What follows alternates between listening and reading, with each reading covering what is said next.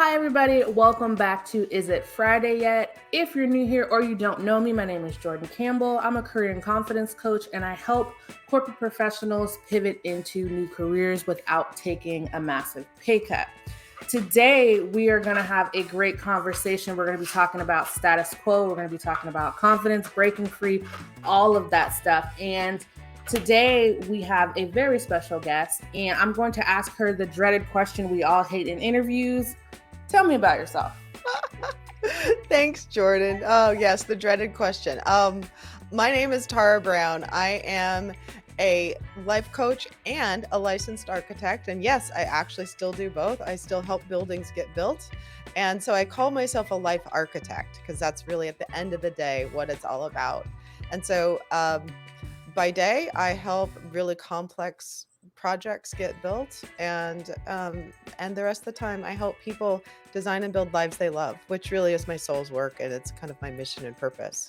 And I've been doing that for going on 9 years now, and I've been doing architecture for more than 25. And I could talk about honors and awards and prestigious degrees, but at the end of the day, what really matters is the 2 degrees that I got, one in failure and one in success. I did both. Okay, we're gonna talk about that. I was like, we'll talk about that in a minute. So in your bio online, right? Because I like to do a little bit of digging and a little bit of searching on my folks, on my guests. You say that you're a deliberate designer of great lives. What does that mean? Yeah, I love that. Thanks for asking that question. So I'm going to start with a really foundational idea, and I suspect your audience has heard this in one way or another before, but you can't hear this too much. The idea is that everything is created twice. Everything is a thought before it's a thing. Now, you know this. The blouse, the glasses, the microphone, the software. Someone had to come up with an idea somewhere before it could be created into form. So we know this. But if we knew the power of knowing this, we wouldn't think a thought that we didn't want to create. So how does that apply to the deliberate designer? Your thoughts create. And so what I do when I work with clients, the first thing I do with them is help them get really clear on what they would love their life to look like 3 years from now, right? And if we're thinking about career success, that is what career success means to you doesn't necessarily mean the same thing to me or to Jordan or to somebody else. And so getting really clear on what career success would look like to you so that it's specific.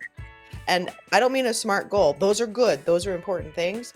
But also so that you can mentally embody it as if it was like a design. Like when an architect designs a house, part of our job is to help the client really see the house and imagine it so that they can understand it, to the best of their ability, what it would be like to move in. Same thing with your life, same thing with your success.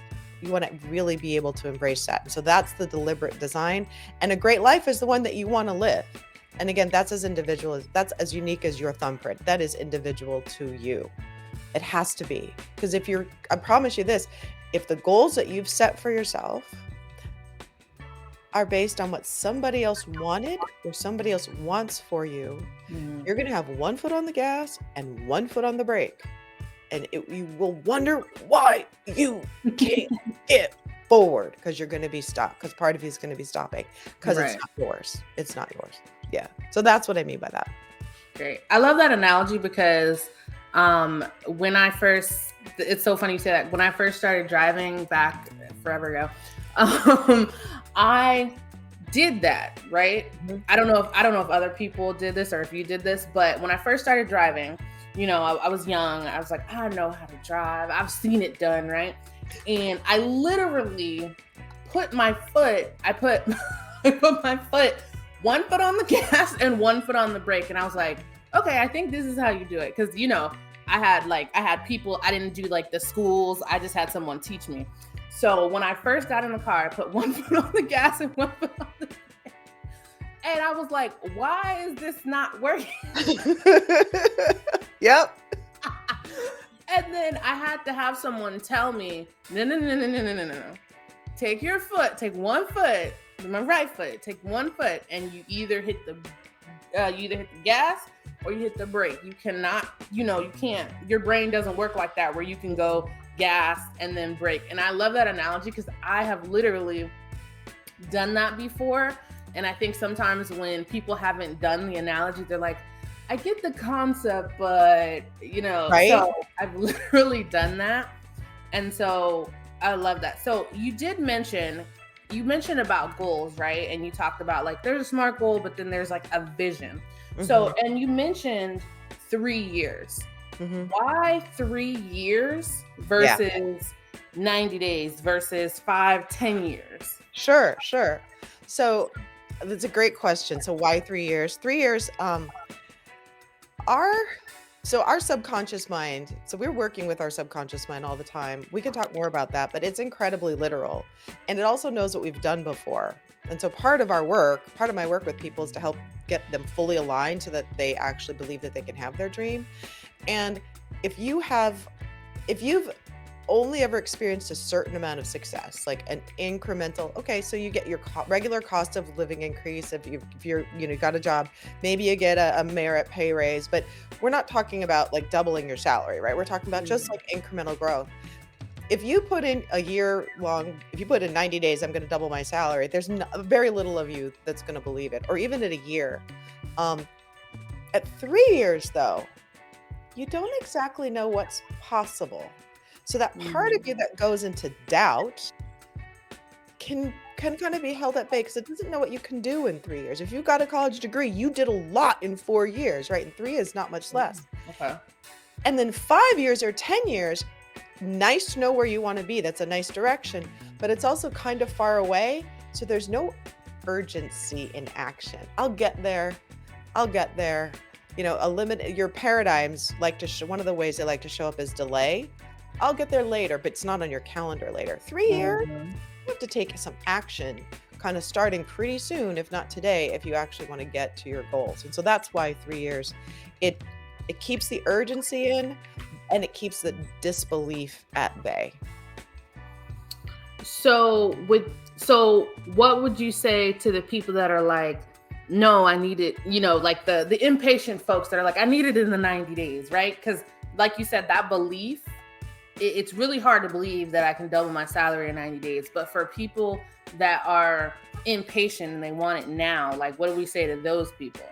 Yeah, so I mean, ideally, we're going to narrow just to the domain of career, right? Because when I Mhm. work with people, I work full spectrum life. But let's talk about career.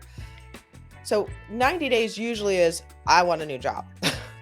Mhm. Usually in careers, like I am ready to make that change. How do you know if the move you're going to make 3 months from now is going to take you where I want to go unless you kind of have a longer trajectory? Mm. So get clear where you want to be 3 years from now. And then you could look at, okay, what might be a move that I need to make in the next 90 days to get me there? But otherwise, you might just be making a move. I like to say that, let's say I grew up in Southern California. I grew up in LA, not the pretty part of Okay. LA, I used to live LA, right? there. And so if you know LA, that Mm. part of LA. And let's say I had a car and it was gassed up, good repair, it can drive. That car would take me to Manhattan if I wanted to go to New York, but I'd have to decide that I was going to New York. Because if Mm. I Yeah, just that's good. started driving east, I could end up anywhere. I could end up like take I-10 out. I mean, I might end up in Texas. I might end up, the chances of me landing in New York are just spaghetti on a wall.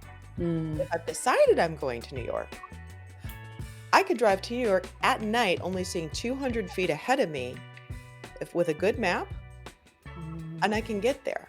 I don't have to know the whole way, but I do need to know where I'm going. And that's why the 3 years is important. And if you're impatient, so if you have the 3 years, you can begin to work backwards. In Mm. architecture, there's an advanced kind of planning mechanism. I think we borrowed it from the computer industry in Agile and Scrum that's based on the Toyota manufacturing system. We call it pull Mm. planning. So you start with your 3 years and then you work back. So for some of my clients, we'll start with 3 years, and some of my Mm. clients, meaning those that want to work with me for a year, we'll start with 3 years, and then we'll look at where do you want to be, where do you need to be in 2 years to get to the Mm. 3 year? Where do you need to be in a year to get to 2 years? Well, where would you need to be 9 months from now, 6 months from now, three Mm. months from now? 2 months, 1 month. Well, what do you need to be doing next week? And now suddenly your actions that you're doing next week are with you getting to where you want to be in 3 years. So that part is very strategic, but it starts with knowing where you want to go. That's why it's so important. And yeah, absolutely get into action right away. I have no issue with people making changes in 90 days, but let's make the right ones, Mm. you know? Yeah. I think that really, I think you broke it down well. When I have clients, we do kind of a similar structure where we talk about, people have these big, I think they're, what do they call in business? They're like called the BHG, like the big hairy goals. Mhm. And then you kind of work backwards from there. And when I work with clients, my work backwards is milestones, right? Because when we don't see progress, we're like, oh, it's not working, and we switch to something else. So if we set these milestones to our large goal, then we're going to see progress on the way. And then we're also going to see how much closer we are. So I tell people about tracking. So when you talk about these goals, if you're tracking along the way, you're more motivated, because a lot of it is motivation, which is obviously intrinsic. Like we have to feel like we're Mhm. going somewhere or we're doing something. And I think, and I want to kind of bring it back. You said you had degrees in failure and success. Yes, ma'am. So intrinsically, especially like, because that comes down to, when you fail, maybe you lose confidence, or when you succeed, you gain confidence. And so how does that, what did you mean degrees in failure and success? And then we'll tie it back into into that. So yeah, so if you were to look me up on LinkedIn, you'd see that my undergraduate degree is from MIT and my master's degree at Yale. And they sound very prestigious, right? Yep, and I'm smart girl here. Yeah. Um, and and yet my marriage ended in divorce back in Mm. 2014. And it was a long dying process. And let me tell you, I fought for that marriage. I did everything I could to make that Mm. relationship work. I had 7-year-old my girls were 7, so my twins were 7 at the time, and a part of me felt like an abject failure at life. I had set my career aside, and, so I had set my career aside at the end of 2007, so really starting in 2008, up timing, architect, Great Recession, to raise them, and I felt so bad. It was I mean, just really humbly, I regret there was a part of me that regretted setting my career aside to raise them. Mm. There were days when as a mother, it's like, God, I brought my kids into a family that's gonna have a broken home, right, Mm. with divorce. There was so much guilt and so much shame. I had to overcome all of that. And it was a lot. So that would be my main degree in failure. I mean, I've had failure in business, but when I look back, that was when I thought about failure, I felt that was the piece is like, Mm. and if I hadn't set my career aside, in fairness, I'd have had to travel to the Middle East because that's where the work was, and I wouldn't have been around to raise my kids. Mm. And so, there would have been big trade-offs. Success, there's like the obvious, those 2 degrees, a success. Getting a licensed architect, success. I found out I'm mixed race. I'm half black, half white. I found Mm. out in the last 6 months, about 6, 7 months ago now, that I was the first licensed African American female architect in the history of the state of Arizona. I didn't know. I practiced, I got licensed in 99. I've been practicing for more than 20 years. Mhm. Um, I had no idea. So like there's successes, like that's what I mean by success. There's also, I was able to rebuild that career. When I going through the divorce is when I decided I needed a positive place to park my mind. And that's when I got trained and certified as a life coach because really well meaning people were telling me I'd never get my architecture career back. And I used the coaching principles that I've learned Mm. to rebuild my career. I had it had been 7 years. So my network was cold. I didn't have the technical skills. By the way, I still don't have the software. And and my technical skills are rusty, like the ability to actually think through details and run an architecture job was rusty, but I didn't have the key software. And Mm. so I ended up using the principles that I coach to land a 6-figure salary, never having earned that much before, and coming out of not working for 7 years, and then go on to use them in business development to in my one of my big wins was an $8.4 million fee for the company that I was working for. And so where I was the only woman in the room, 12 men on the decision-making panel, 3 other men on my team, and the feedback that the president of the company got was that Tara is the reason you're in the game. And so and so the principles, what I love about these principles is like they work in life, but when people apply them to business, career success is assured. And so it's fun. It's fun. That part. So yeah. Ooh, okay. Question. No, you did. I was like, there's so much to unpack here. I was like, wait a minute. Like that's one of the things I do. So I know a lot of people, they just sit but sometimes I like have to jot things down because I'm like, we gotta get that because this is what the people want. I love it. I love that you're taking notes and you're asking me questions. I mean, this is so fun. That is, yeah. I was like, wow. I was like, even so, for the people who are watching this who don't know, like I obviously talk to my guests beforehand, but there's always like little tidbits that I learned during the interview that I'm like, oh, okay, I can write that down. So you talked about the failures and the successes. And I really would love to like kind of dig into, I want to dig into the mindsets more, but I want to dig into you talking about getting back into your career, right? Because a lot of people, they're like, they're moms or they've done something to kind of take a break. And you talked about that incremental growth. So when you were going and you were getting back into your career, hindsight being 2020, what were those incremental growth moments that you can look back and say, if I would have been present, I probably would have felt better Sure. in those successes? I think I understand the question. You're talking about incremental growth. And if I think I'm going to look back to my story and talk about some of the things very practically that I did that in hindsight were definitely intuitively guided. I mean, one of the tools that I teach people is how to harness the power of your intuition. And so looking back, I was starting to work with the principles. I was starting to create my 3-year vision. I wasn't yet a certified coach. I was in the training. And so I was practicing what I was learning. And I said, okay, well, what would I love? And I would like to be, I work in healthcare architecture. So a healthcare project manager that was doing kind of the same work that I was doing. Okay. That was as far as I could see. And then just full transparency, I couldn't imagine coaching full time. Like I couldn't even imagine that as a career path. So that just, if you can't imagine it, you can't have it. But I could imagine the other thing because I'd done that before. And so first step, I'm looking at my resume and I went to LinkedIn and I started to research and I started to look at job descriptions for what they were looking for in people. Like, oh, I've got that skill. I've got that skill. I've got that skill. And I started to tailor that I'd done these things. And so I started to tailor my language to the language that they were actually looking for. Being full integrity that I really had those skills. And on the top, painted it red. Workforce gap, still on my resume. They said the years where there was a workforce gap, right? And so just made it very clear. So that was the first thing I did was I looked at my resume and I reassessed like, well, what I do have, it may have been a gap in time, but I really did. I knew how to run a job. I knew how to negotiate fees. I knew how to work with clients, hire consultants, develop business. I knew all those things. It had been a minute, but I knew it. So that was the first thing I did. The second thing in my industry, you have a portfolio where you demonstrate your work. And so this is now 2014. I had last worked in 2007.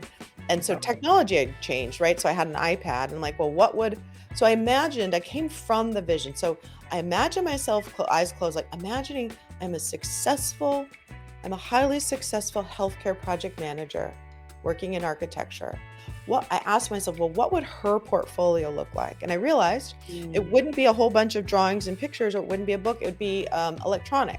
So I created a PDF and I put all my stuff together in a PDF and I pulled that together, right? It's obvious now, but it wasn't obvious for a woman coming from raising her kids back in 2014. It was still a transition period. And then I asked myself some other questions like, what would she wear? And so I needed different clothes. So I went to the store. I didn't went to a discount store, but I went to a store and I literally would hold up outfits and I asked myself, would she wear this? Yeah. Would she wear this one? No. And so I literally started looking at the clothes, imagining I was a successful woman, imagining I had the job I wanted. Oh, and I wanted 6 figures. I had never earned that much, but I put that in my vision. And and I bought those clothes. And then the next thing I did was I started saying, well, let me catch up on the industry. And so I Mhm. started taking friends to lunch for informational interviews. So other architects that were still friends. And I wanted to understand what was going on in the industry. So I scheduled, and my friends said yes, they would talk to me. Everyone's got to eat. Offer to buy somebody lunch, and successful people will say yes to you, and they'll meet with you for lunch, or they'll meet with you for coffee.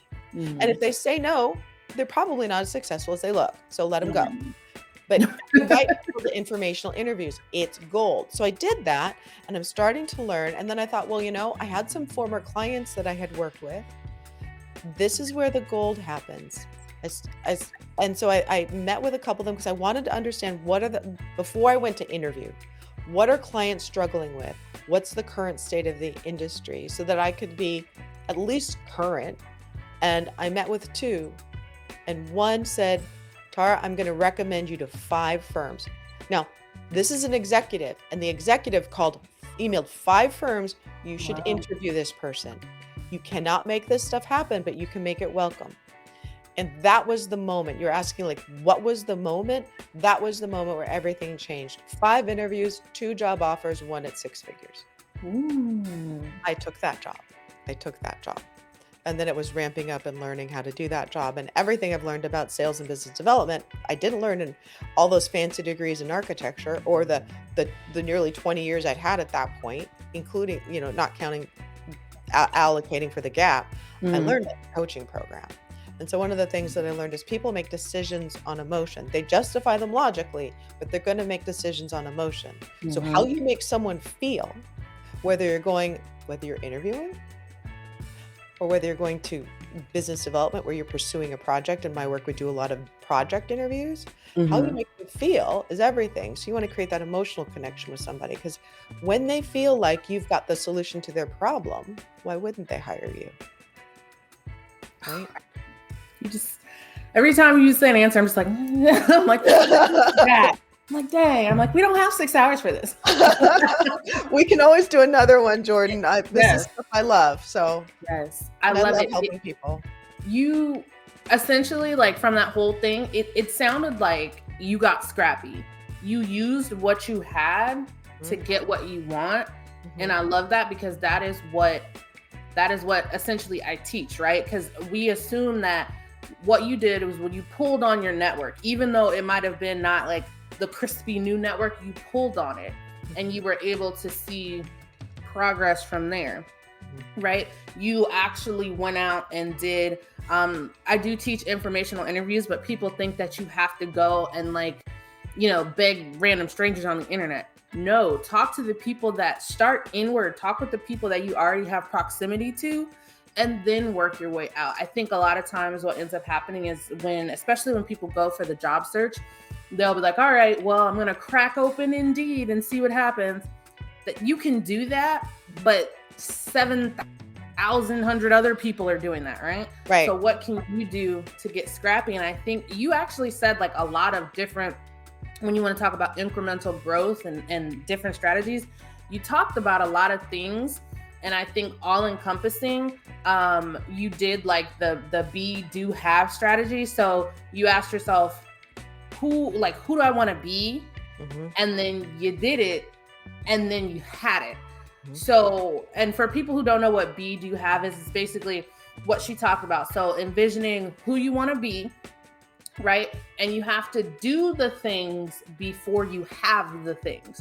So if you want to be, like she was saying, like, if you want to be that 6-figure architectural genius, right? You have to, what does she wear? What does her portfolio look like? What are you doing before you get it?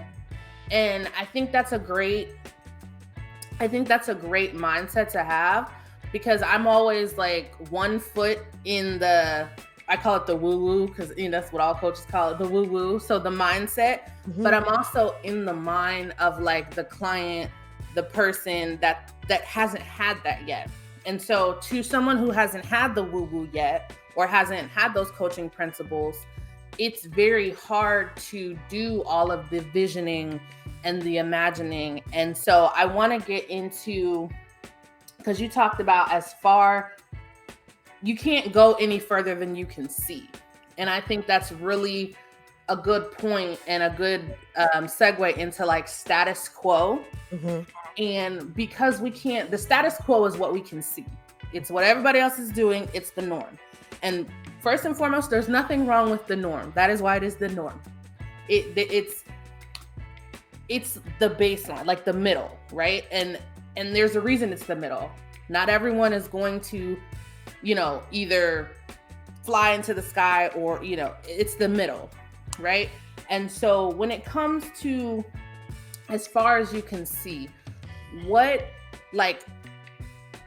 do people love the status quo? And then if they just choose to go above it, how can they start that? I know I said a lot. That's okay. I'm following. I'm tracking you. I love that you said be, do, have. And so much. You're right. There is so much for us to talk about, to unpack. Status quo. I'm gonna narrow myself to status quo. I know I said a lot. I'm sorry. It's okay.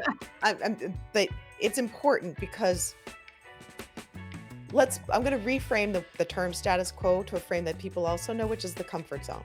Mm-hmm. So status quo is your comfort zone. Think of it that way. And when I talk about comfort zone, imagine that the mic, I love my mic, but at the same time, it's a lot. Imagine that your comfort zone is like the circle. So it's a circle that you're standing in. Why is that important?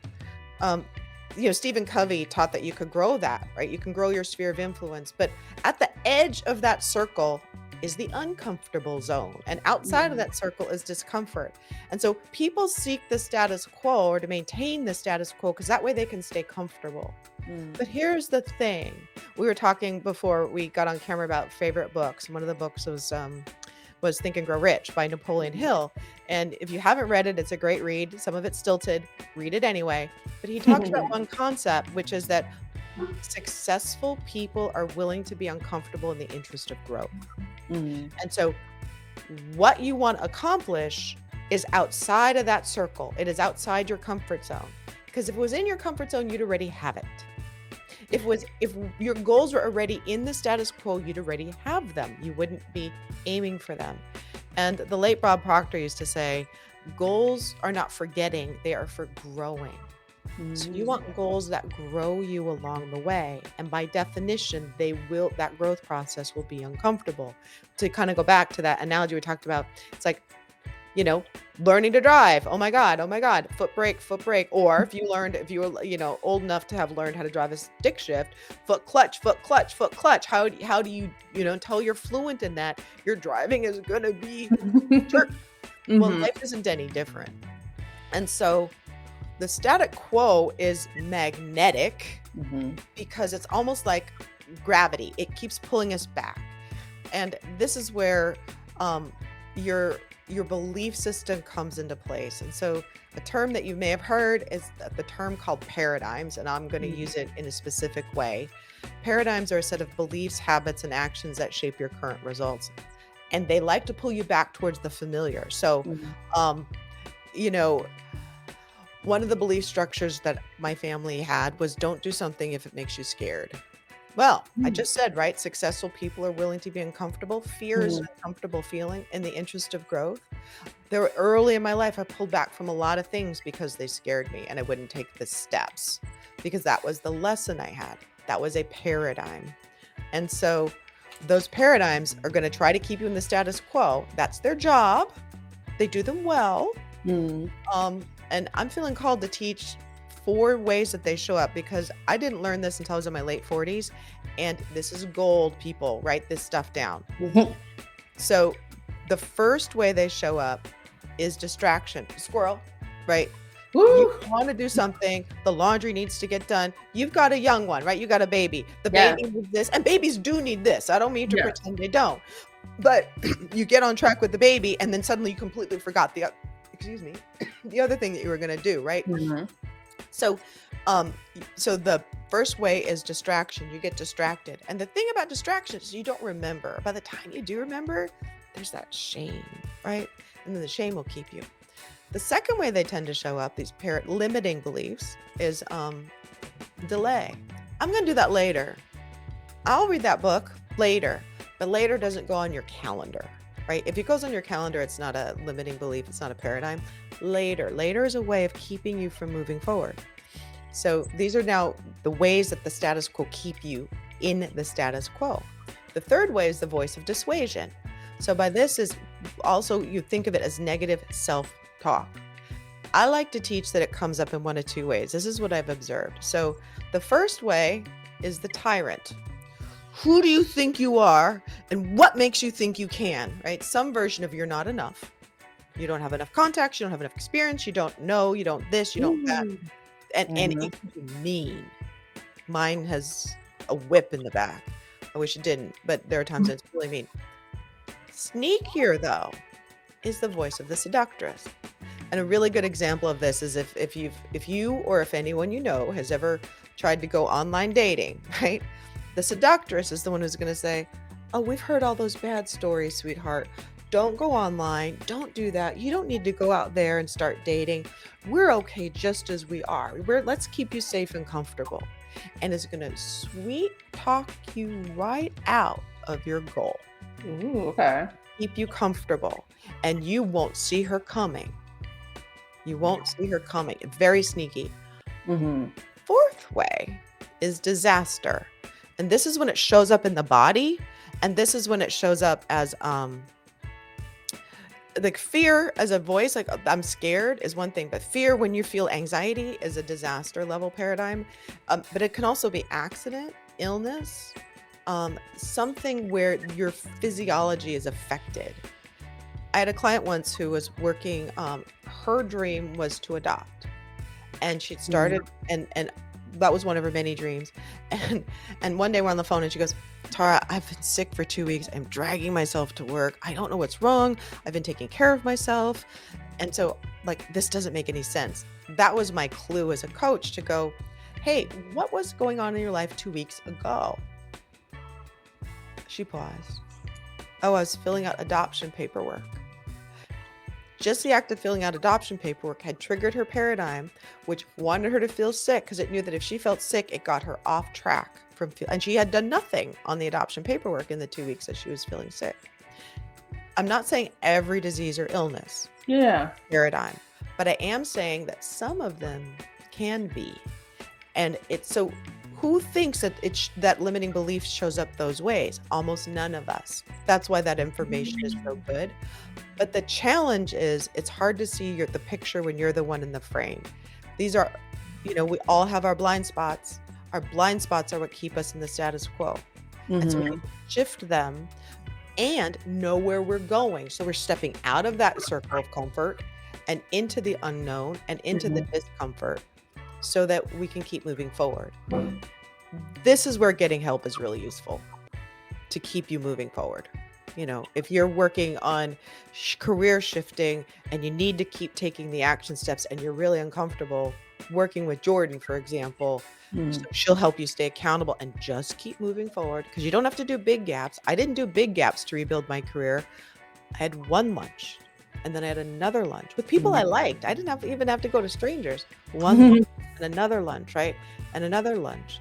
When I was first building my career, I used that and, I would say, "Is there anyone that you think I should meet?" And then they would make an introduction and I'd meet somebody else.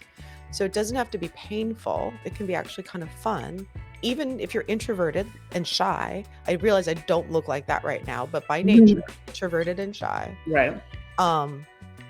you can move forward. And having a person to help you when those limiting beliefs show up, when that sweet talker says, "Oh, you're going to be happy in your same job," and you're not, but it's going to be easier to not rock the boat because, well, what might happen? It might not work out. You're going to be the new one. You might get laid off. I mean, all these stories that could happen. No, no, no, no. You shouldn't do any of those things. All the while that 2x your salary is in the future and it's not in your wallet. Ooh, yes. And we want it in your wallet. You want it in your wallet. Oh my goodness. Woo. Man, I'm like, right. Okay.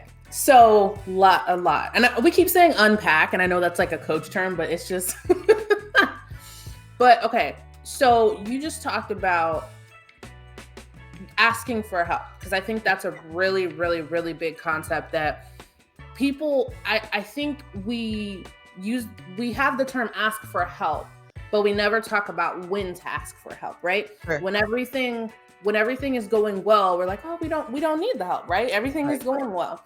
But then when, like you said, when something happens, and then we're like, we get into this mindset of, oh, now something's happened, I need the help.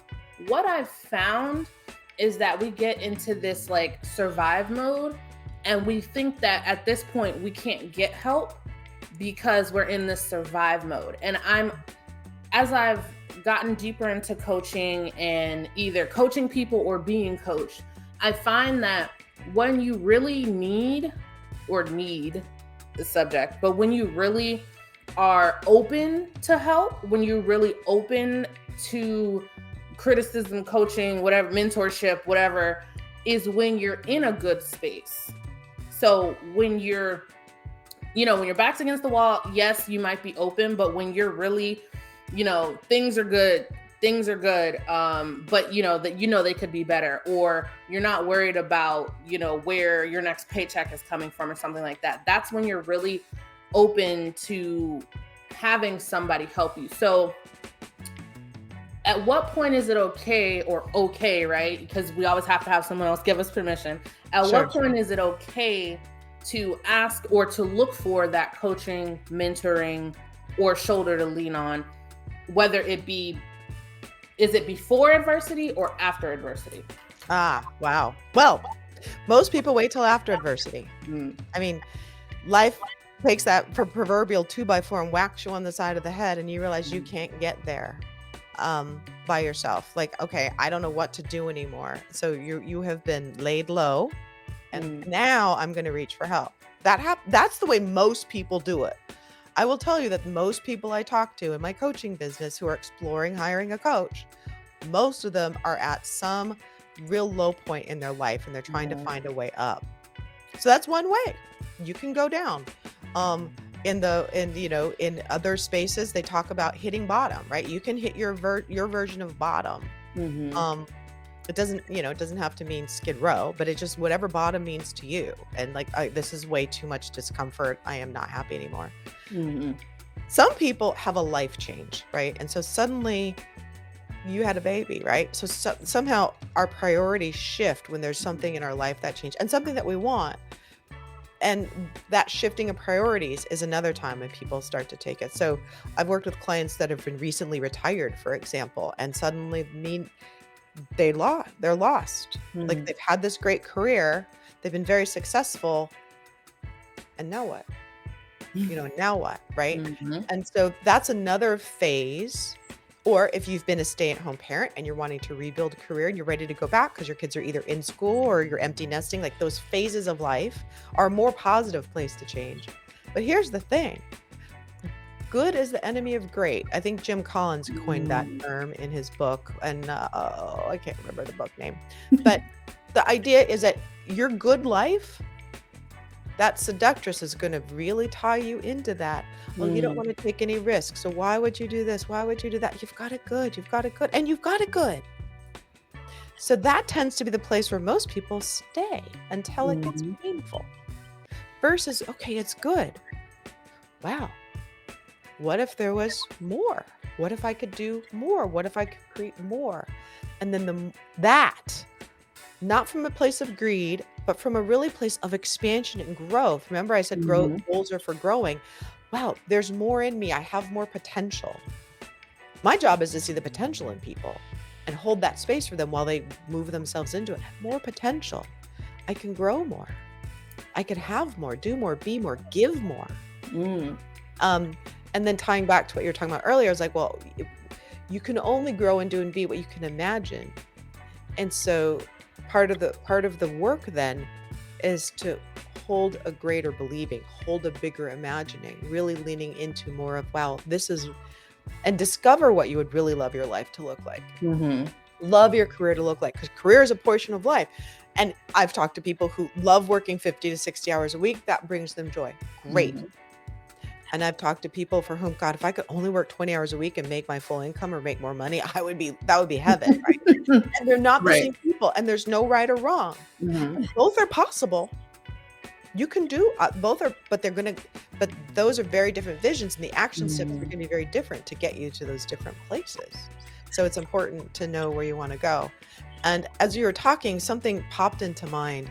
Um, and this is like, if any of you guys have studied marketing, they teach you, what I'm about to say is not marketing school. What they teach you is give people what they want and tell people what they want, and they give them what they need. I'm going to give you something that can be really life-changing for you. And I learned this years ago. And it's around, if you're in a career and you're frustrated, right? And I was working with a protege just yesterday, and you're a career and you're frustrated. There's probably some anger, some resentment, some frustration, some feelings that might be stopping you. And that energy is the energy that is actually keeping you stuck.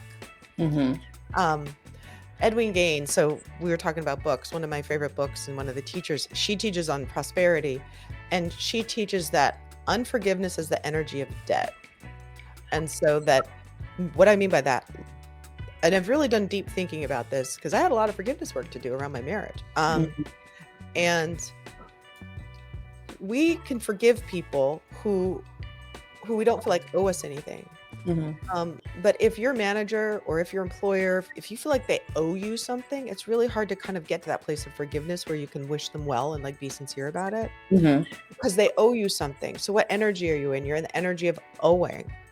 And all of a sudden that's a debtor's energy. And so a lot of times people who find themselves in financial distress are stuck in this place of unforgiveness and owing other people from an energetic standpoint, which you can simply transform through forgiveness practices and help yourself. You forgive within you, and you will find, as Ed Wein did, within 6 months, you can actually completely transform your financial future.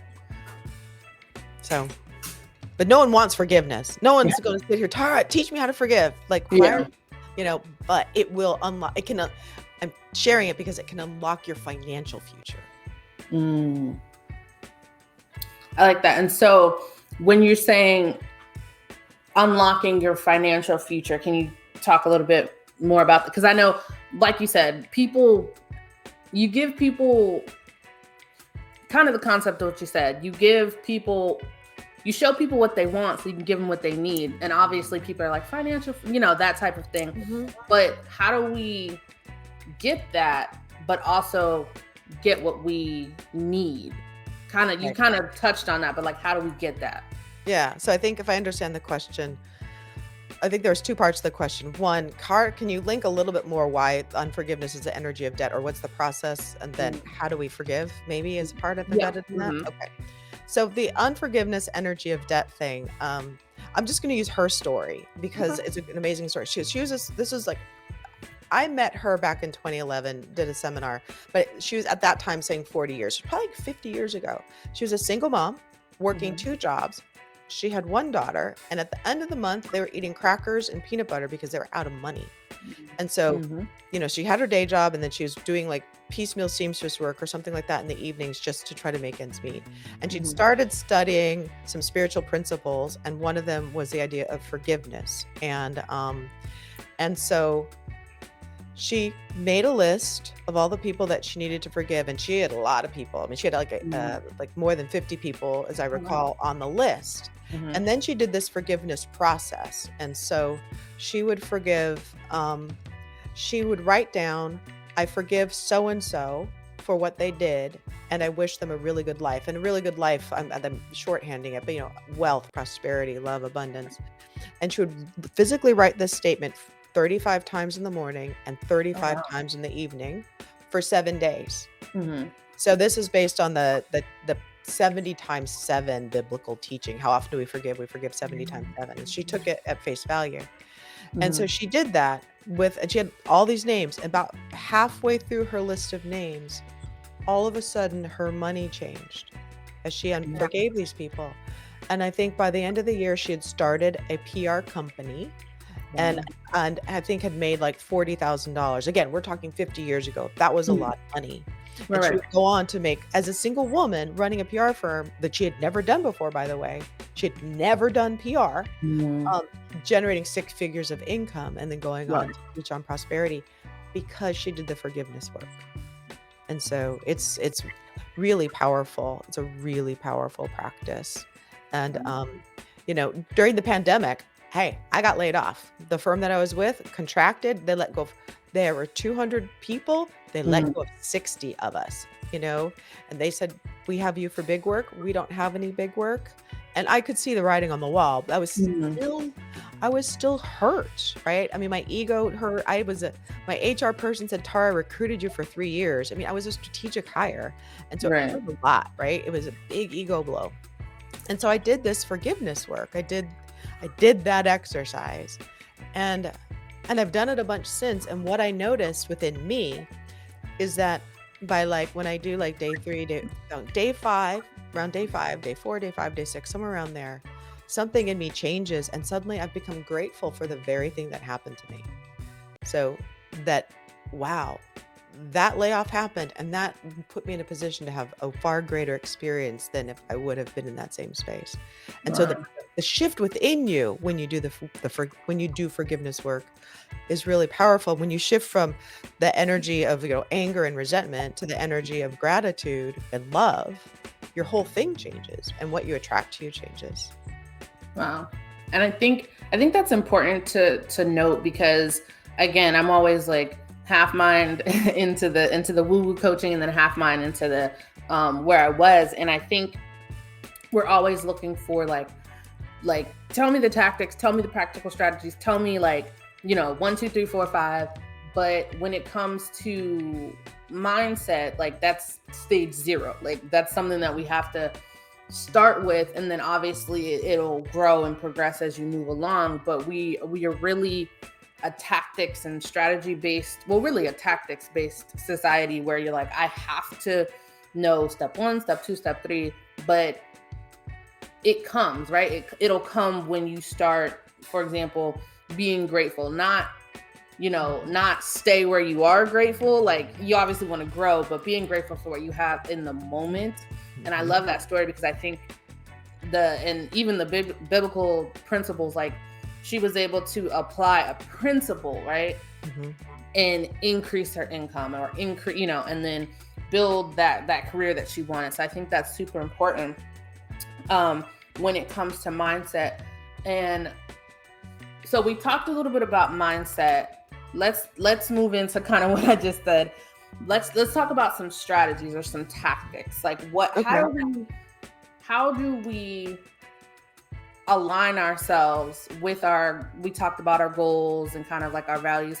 What are some practical strategies or tactics that we have to align ourselves with our goals Absolutely. that they So, can just do today?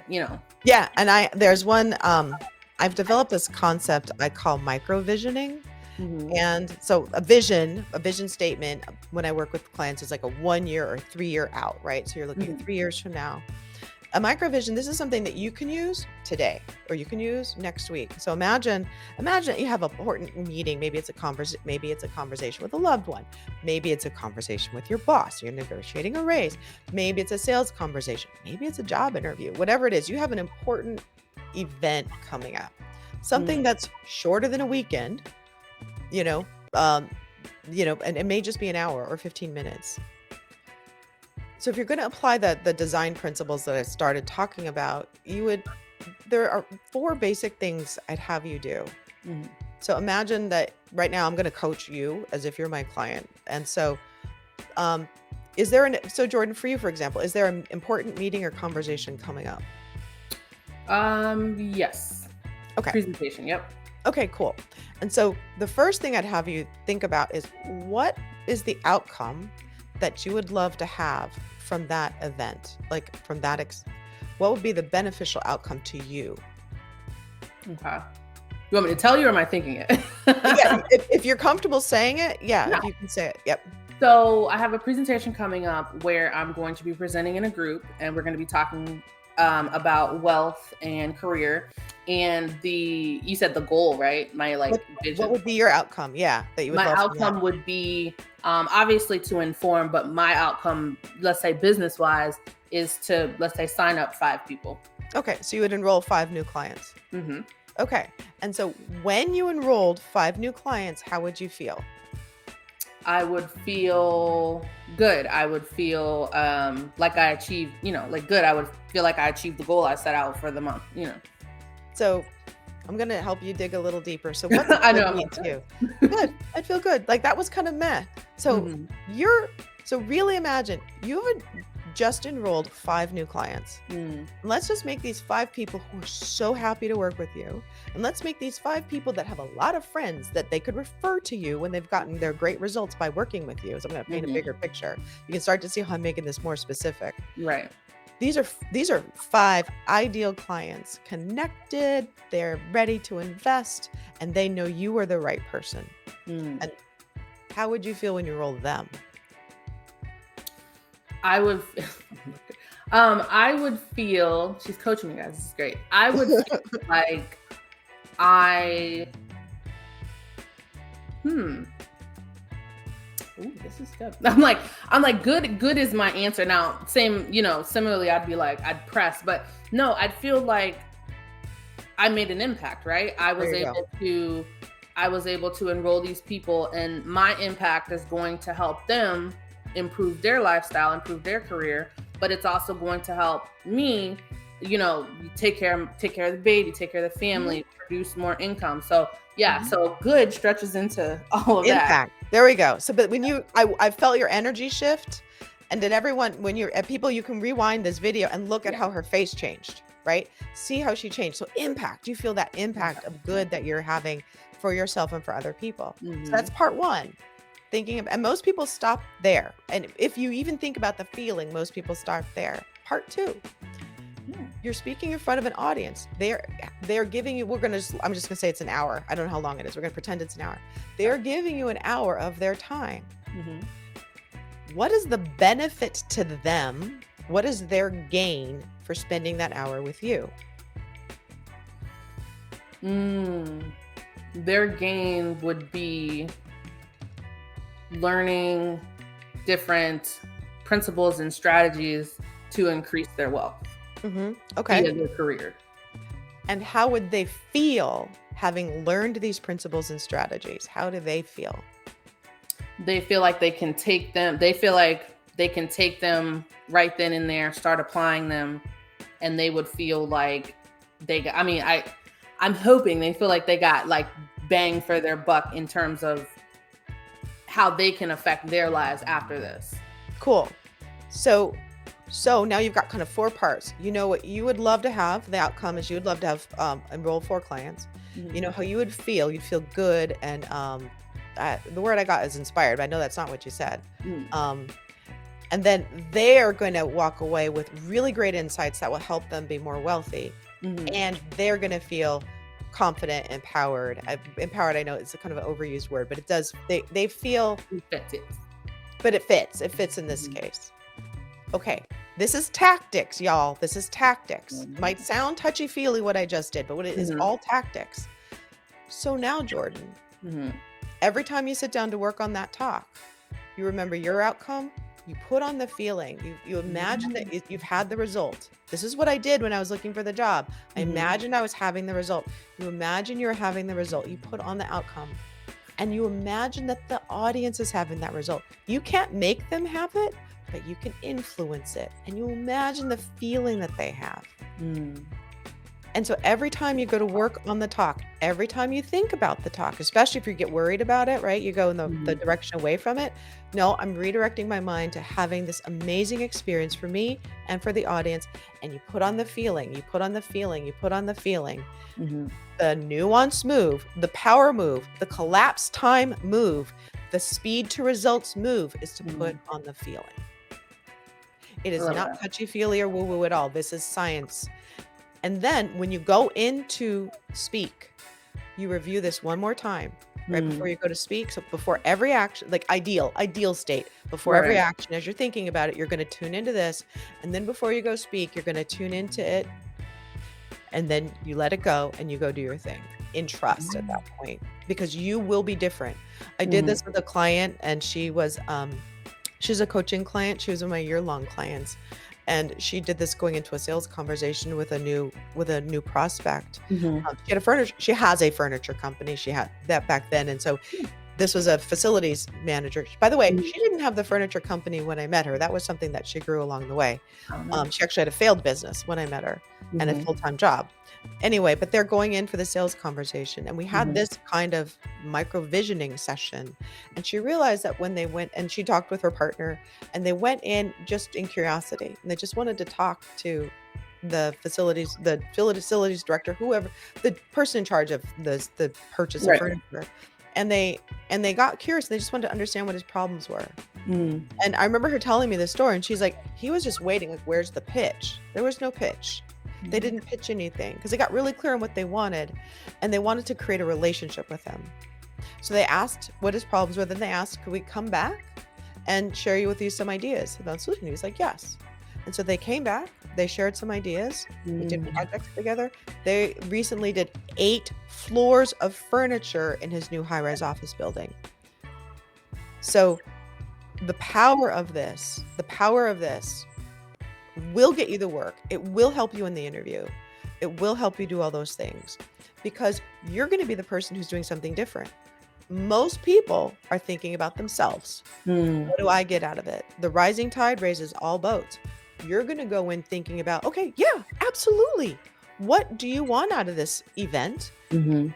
And what's the benefit to the person or people that are spending their time with you for having shared time with you, Mm. so that they benefit too? That's the difference. You're not here to just get, you are giving and receiving. It's that cycle, but you're giving and receiving. You change that, you'll have a different talk. You're going to say different things now than you would have. Mm. You'll have a different experience, and don't be surprised. And especially as you build up reps, don't be surprised when the audience is, oh my God, thank you so much. That was so good.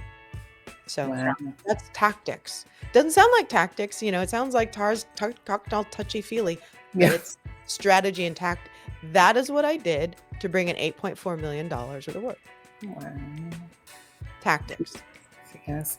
See, guys, when I get coaching, you get coaching too. Oh, maybe I should recap since I did walk. So the first thing is, what do you want out of it? Okay. What do you want? The second thing is, how would you feel Mhm. when you had that result? The third thing is, what is the benefit to Mhm. the person or people you're meeting with for having spent that time with you? This is not because they're benefited, they're buying your product. They aren't Mhm. buying it's the benefit for having spent time with you. Mhm. And how would they feel? How would you love for them to feel walking away from the encounter with you? Probably not, God, that was dumb, waste time, right? I would like them to feel uplifted and Right. empowered and encouraged, and yeah, that.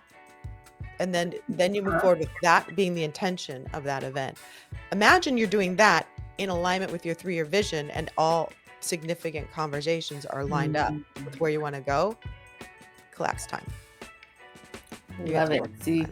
See, guys, even coaches need to talk to other coaches because like everyone's mind is different. So like when other people come and give their like information and their knowledge, it's amazing. I love it. So make sure you guys go back and watch that, because I just got coached, and you will get coached too. And try that exercise that she just gave, because not only did I think about it in terms of like mindset, like she just gave me like different things to think about, like even for my presentation, but going on beyond that, she gave me different things to think about. So I love that. So I want to make sure that, and we're definitely going to have you on again, because I have written down things and I'm like, all right, we got to get to this, but I don't want to have this too long. So where can the audience find you? I'll make sure it's in the description. And is there anything last thing that you want to leave, nugget of wisdom for the people that are watching? Oh gosh, nuggets of wisdom. So where you can find me, I'm My Instagram handle is at Tara Brown Professional. That's where I'm posting these days. You can find me on LinkedIn as Tara Brown if you want. But if you want to really get me, at Tara Brown Professional. And then I do have a gift. It's if you go to giftfromtara.com giftfromtara.com/forgiveness. I have 5 forgiveness practices, including the one I described, that you can just make use of right away if you want to shift your energy around. If you're resenting it all, your current job, your current boss, or your current career, let's get that out of the way so you can get what you want. And then let's think, gosh, a last nugget. I had pulled some books. So I'm going to let the last nugget be a handful of books that are not the most popular, but that have absolutely influenced me. So this is an oldie but a goodie. And this is kind of religious. But it's The Dynamic Laws of Prosperity by Catherine Ponder. You can see all the tabs and how worn it is. It's a great book. That book made me $10,000 once. The Science of Getting Rich and by Wallace Wattles, right? Kind of a classic. I'm in the middle of my attempt to do my 90-day experiment. I've had to start 4 times this time. I got to day 74. Edwin Gaines, I mentioned The Dynamic Laws of Prosperity. This is where she talks about forgiveness, and it's a real powerful work. But I also wanted to share some that, people might not know as much about. Okay, so this little bitty thing packs a wallop. It's old. It's the 7-Day Mental Diet by Emmett Fox. And I don't even know if you can read it. Life-changing little work. And I've got 3 more. I'm a big fan of David Hawkins. This is not going to be for everybody, but if you want to go into studying consciousness, he was an MD, PhD, trained at Columbia, and worked in psychiatry and had a lot of results. So this is work that has been very transformational in my life. For those of you who like the practical, this is a great book called Decisive Intuition, and it's really written for business people to harness the power of their intuition. And it's a wonderful work by Rick Snyder. And then finally, to make the woo-woo less woo, The Holographic Universe, which was written in the 80s, but it's a book about how the universe we live is in a hologram, and it really kind of dives into physics, actual physics and quantum physics, but ties it back to life. And there's a statement in here that what if the entire Andromeda galaxy was under your little pinky fingernail, like the idea of a hologram. My first degree is in science, right? So I'm kind of a science gal. I love me some science. So those are some of the ones I wanted to share because I thought that they're very powerful and instrumental in my own growth and development. Love it. I'm gonna get a list from you, and we're gonna put it down in the description. We're gonna have her for gift to you all down in the description below, and also how to get in contact with her if you just want to chat it up, want some coaching. We're gonna have all that down in the description. Thank you so much for stopping by today. We are definitely going to have you back again because I have written down some things that I want to get into myself. I'm always like, let me see what I can learn. But thank you guys. Thank you so much, guys. Make sure you reach out to her. She has a wealth of knowledge. Thank you. Make sure you guys, again, if you're looking to pivot careers, you can catch my information down in the description below. Everywhere. I can't do it right. I don't know. Go to Jordan for career. There you go. So if you're looking to pivot in your careers without taking a massive pay cut, I'm your girl. Again, thank you so much, and I will catch you guys on the next segment of Is It Friday Yet? All right, thank you. Bye. Thank you, Jordan.